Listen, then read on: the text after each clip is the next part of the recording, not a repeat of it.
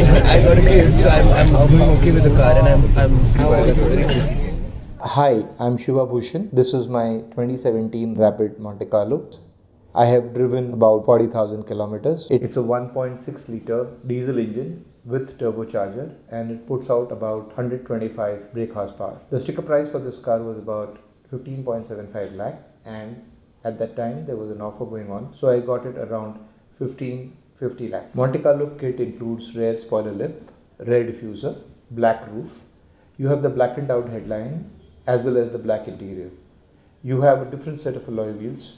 These are 16 inches, whereas the stock Rapid comes with 15-inch wheels. City mileage would be around 12 to 14. You're cruising on the 7th gear on the highway, let's say around 80 to 90. The car kicks into 7th gear and goes into eco mode, then give around 21. It's completely giving you the highest mileage possible at that. I prefer driving on sports mode. I drive it mostly on sports, and then I get around 12. When you drive real fast, let's say like you're pulling the car on sports, so it's gonna stay within like third and fourth gear, whereas you're cruising on highways on 80, you would be seventh gear in drive, whereas the same thing sports would be in fourth gear and the engine would be revving a lot. So a lot of people have this misconception that Skoda is pretty expensive when it comes to, but I paid 10,000 rupees for 4 years service cost of this car. So I got the maintenance package, and I paid for first 4 services. So this is for 4 years up to 1 lakh kilometer, 60,000 kilometers. This covers basically the general service things such as oil change, filter change, the basics, that. Nothing apart from that. This car is serviced every 15,000 kilometers or every year. First 4 services are completely covered by the company, whereas any part change is on the side that you have to pay for. But there are certain things such as decarbonizing the engine stuff. Decarbonize the engine costs around 5,000 rupees on an average, including labor and everything. I actually got into a couple of minor accidents in this car. So if you talk about the body shop experience was pretty seamless. I took an insurance scheme on the car, and I got approximately 3 sides of the car tinted and painted with the bumper change as well. Being Skoda, they do have their high prices here and there. Basically, when you claim insurance, they give me 2 sides of the car, so I had to take the third side claimable. I ended up paying another 3 to 4,000 rupees extra on top of the cover charge. It was little unfair that I had to pay over the claim. So for me, getting in and out of this car has taken a bit of time to get used to, because it has quite a low roof. I have my seat, I need to have it pushed all the way back, along with having it on the lowest set. Anywhere apart from this, for me, the driving comfort kind of decreases if I have to put my seat up or anything, because my head is quite close to the roof, as well as my legs are quite long, so I have to keep the seat at the farmost back setting. The seats, they do feel plush. They do feel nice to sit on. They can hold you for long hours without feeling tired. They do have nice, like a bucket seat kind of feel to them, with the side cushioning here and here. But it really lacks when you talk about lumbar support and thigh support as well. Comfort, I would give a 4.5, because I feel it's very comfortable to drive on long distances. I do drive this car about 3 hours in a day, and I don't feel tired at all after driving this car for endless hours. The AC can cool the whole car down within a couple of minutes. My car, I don't have a basement parking, so my car is parked in the heat all day, and within, I think, about 10 minutes, the car is back to the regular nice temperature that you set on the car. The cooling in the front is really good. I would say the cooling in the back could be a little better. They have given 2 small vents here, but they don't really help much in the back cooling, in the rear cooling. The cooling rating, I would again have to divide into front and rear. So in the front, I would give it a 9, and in the rear, it would go down to 7. A person like me, it's hard to sit behind another tall person, because there's hardly any leg room in the back. It has, I would say, a little more than the Polo or the Fabia, or the previous generations, but still not up to par. The rear seat, it's the seating posture is pretty decent. It has a decent incline, not too far back, not too up front. I think it's just right. But the rear seat could have been a little better in terms of the thigh support and stuff at the back. But yeah, I really feel that the legroom is the biggest drawback here. Because nobody can sit behind a tall person. How's the headroom? The headroom is not decent. You only have an inch above your head, and if the car goes into a bump, you're definitely going to hit your head on the roof.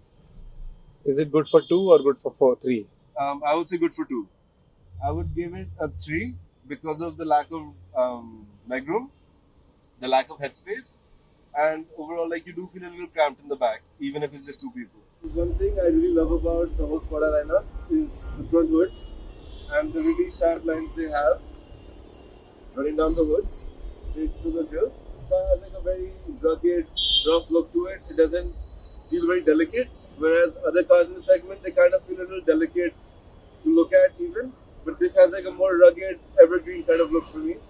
I also love the contrast of the red and the black on the car.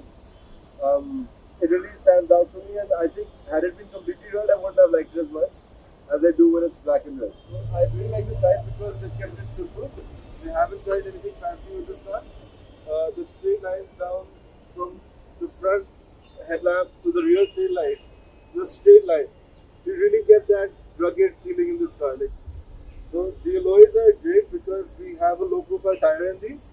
So compared to the regular Rapid, you have a 15-inch alloy. Here you have a 16-inch with a smaller tire. Apologies for interruption. This break comes with a request to please like, subscribe, and also press the bell icon for notification. We really need your help. It would be really nice if you could help us. Thank you so much. Enjoy the way. Smaller tire does lead to a little discomfort in the drive, but overall you won't really get to know the difference that much. This will be the profile of the car.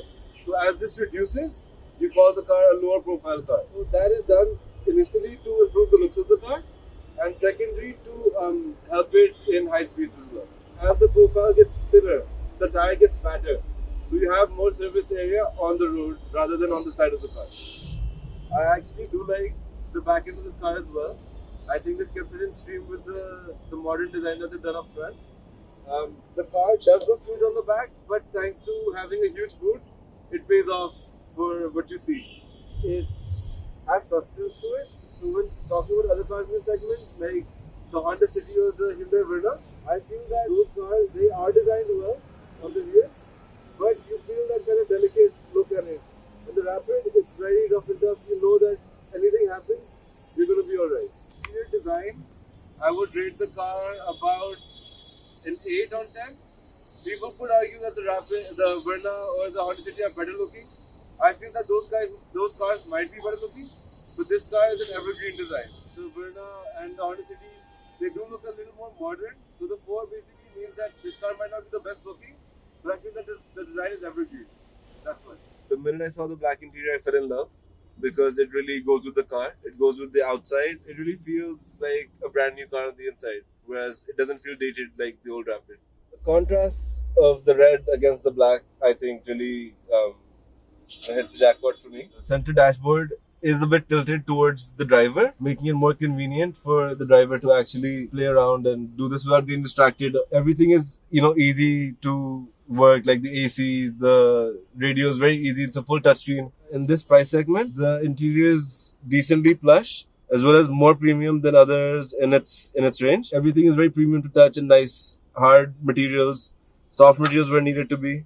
And I think that contrast of soft and hard materials really does well in this car. The interior overall, I would say, does really well. I would give it a 9 on 10 because the touchscreen and the Android Auto actually is the biggest breeze. I had to drive a lot. I had to drive 3 hours in a day.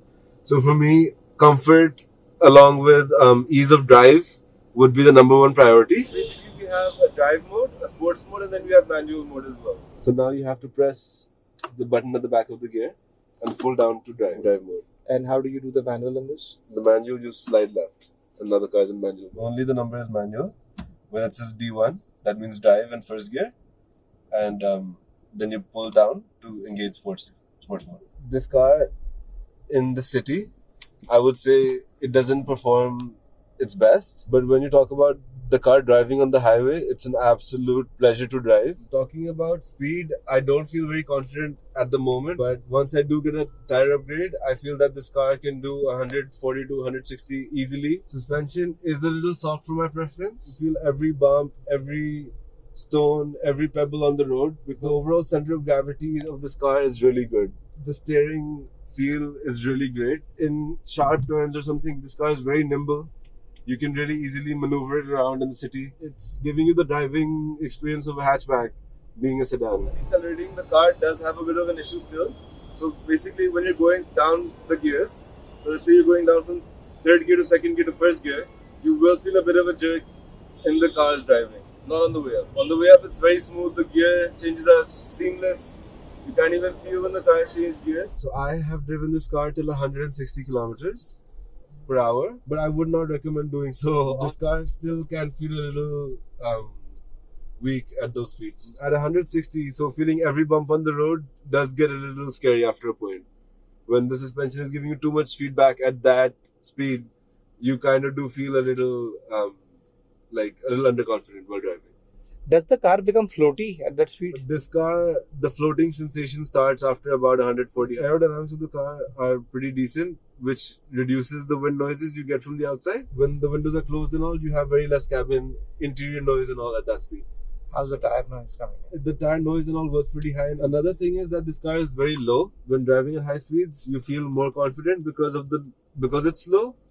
But at the same time, it's disadvantageous because when driving in the city and facing potholes, the car nosedives into the potholes, and it's a very bad impact on the front end of the car.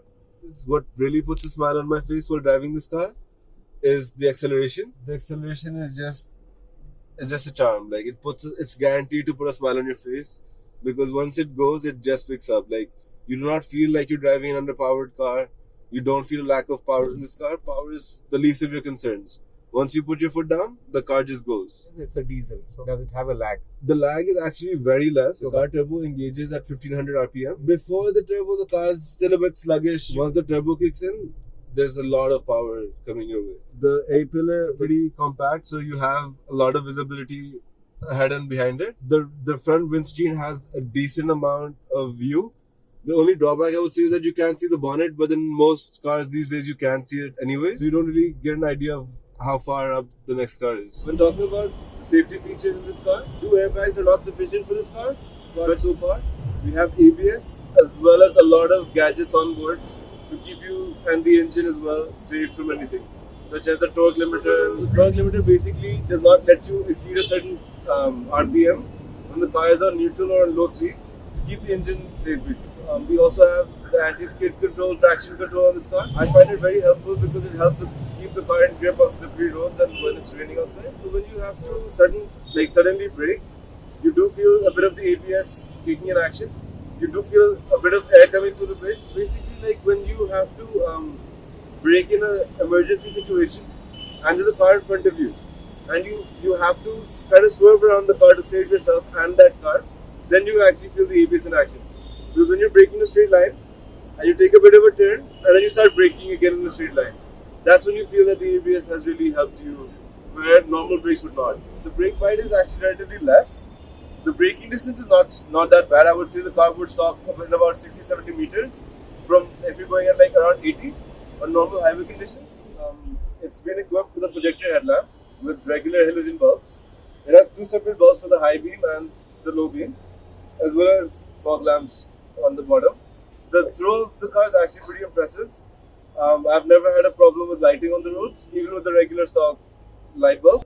The reason I love Skoda so much is the build quality. Whether you talk about the exterior or interior, Volkswagen Group really pays attention to car safety. The bonnet is equipped with 3 pillars, one in the center, 2 on the sides, and that really helps when the car takes impact. The engine does not get damaged, as well as in the sides, the doors are reinforced with metal. The sheet metal they're using on the outside is already much heavier than other cars, but it's again reinforced on the inside, so you never feel any of that cluttery, kind of feeling that you get in other cars after a while. Coming to the interior, everything you feel and touch feels premium. Nothing is plasticky in the car. Really high quality plastic. Nothing in this car feels cheap. When you talk about the Hyundais and all, the door handles or the locks, they feel very plasticky. They feel like they're not up to the rest of the standard of the car, which kind of is a turn off for me. Yes, I've had one major accident in this car where we were at a toll gate and a truck rear-ended us. Luckily, nothing happened to any of us, but the car did take quite a bit of damage. We lost the rear tail light up until the rear passenger door, but none of us inside even felt a bump. So in that way, I really like the build quality of this car. So in build quality, again, I would say 9.5 on 10.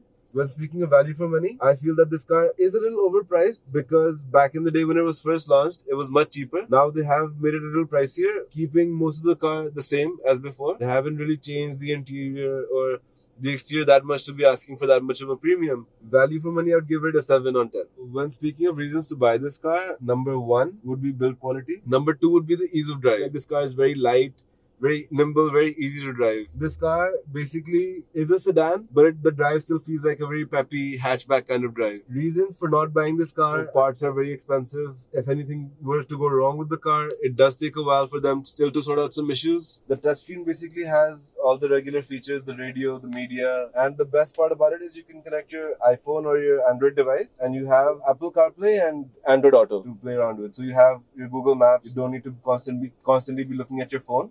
You have a screen. It's very convenient. This is one of my favorite features in the car screen, and you never have to reach for your phone, as well as your music. And basically you have your whole phone here, which really makes driving a breeze in this car, because everything, whether it's your WhatsApp messages or you have to make a phone call, you have your Google Assistant right here. It can help you with anything you need. And apart from that, you have all your phone notifications. Everything is played back to you through the speakers. The stereo system I'm really happy with. The speakers are amazing. The touchscreen is really responsive. Settle down, scared to call it first, but now 4 speakers in this car, 2 in the doors in the front and 2 in the doors in the back. The cruise control is really easy to set up. You start by flicking the top button, and then you can set the speed by clicking the top button here. And while you're cruising, you can anytime increase and decrease the speed from these 2 buttons right here. And how does it disengage itself? So the minute you brake, the cruise control disengages. And when you reset, does it go back to the earlier reset? It goes back to the earlier speed you had set. So you have to be going at a minimum of 50, and then you can set the cruise control. And the rear parking camera, I'm actually pretty impressed with. The only issue I face is that it does not have assistive guidelines, which means that the guidelines always stay straight.